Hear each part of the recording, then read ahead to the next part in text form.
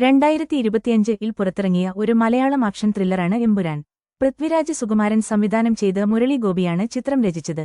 Blockbuster ലൂസിഫറിന്റെ തുടർച്ചയും ത്രയത്തിലെ രണ്ടാം ഭാഗവുമാണ് ഇത്. Qureshi Abram എന്നറിയപ്പെടുന്ന സ്റ്റീഫൻ നെടുമ്പള്ളി എന്ന കഥാപാത്രത്തെ മോഹൻലാൽ വീണ്ടും അവതരിപ്പിക്കുന്നു.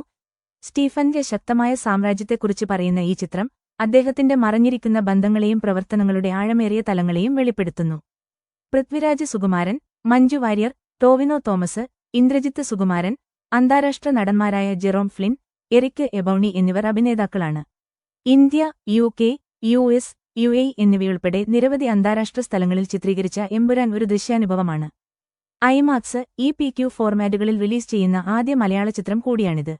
2025 മാർച്ച് 27-ന് പുറത്തിറങ്ങിയ ഈ ചിത്രത്തിന് സമ്മിശ്രവും നല്ലതുമായ അവലോകനങ്ങൾ ലഭിച്ചു. പ്രകടനങ്ങളെയും സംവിധാനത്തെയും സ്കെയിലിനെയും വിമർശകർ പ്രശംസിച്ചു. പക്ഷേ ചിലർക്ക് തിരക്കഥയും ആക്ഷൻ സീക്വൻസുകളും ഇതിലും മികച്ചതാകുമായിരുന്നു എന്ന് തോന്നി. ഇതൊക്കെയാണെങ്കിലും 2025-ൽ ഏറ്റവും കൂടുതൽ കളക്ഷൻ നേടിയേക്കാവുന്ന മലയാള ചിത്രവും എക്കാലത്തെയും ഏറ്റവും കൂടുതൽ കളക്ഷൻ നേടിയേക്കാവുന്ന മലയാള ചിത്രങ്ങളിൽ ഒന്നുമായി എമ്പുരാൻ മാറിയേക്കാം. എന്നിരുന്നാലും ചില കഥാപാത്ര ചിത്രീകരണങ്ങളെ വിമർശിച്ചുകൊണ്ട് രാഷ്ട്രീയ ഗ്രൂപ്പുകൾ ചിത്രത്തിന് വിവാദങ്ങളും നേരിടേണ്ടി വന്നു. പിന്നീട് ചില മാറ്റങ്ങൾ വരുത്തി.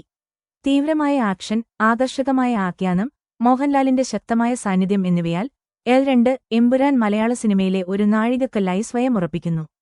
ത്രയത്തിന്റെ മഹത്തായ സമാപനത്തിനായി ആരാധകർ ആകാംക്ഷയോടെ കാത്തിരിക്കുന്നു.